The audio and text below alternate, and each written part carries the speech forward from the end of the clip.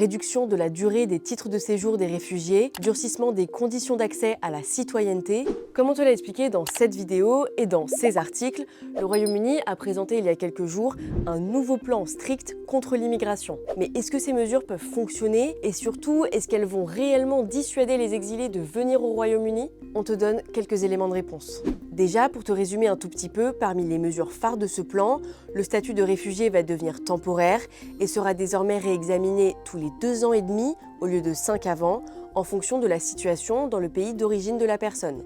Autre réforme importante, le gouvernement britannique va supprimer l'accès automatique aux aides sociales pour les demandeurs d'asile. Mais selon les ONG, malgré ces mesures fortes, rien ne garantit qu'elles réussiront à décourager les migrants de rejoindre le Royaume-Uni, parce que beaucoup ne viennent pas en Angleterre par hasard. Time and time again, we saw that these policies don't actually stop people from coming here because people have no idea what these policies are before coming here.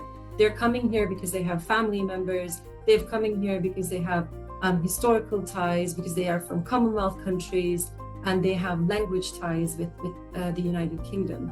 Pour lancer cette vaste réforme, Londres dit s'être inspiré du modèle d'asile danois, qui est parmi l'un des plus restrictifs d'Europe.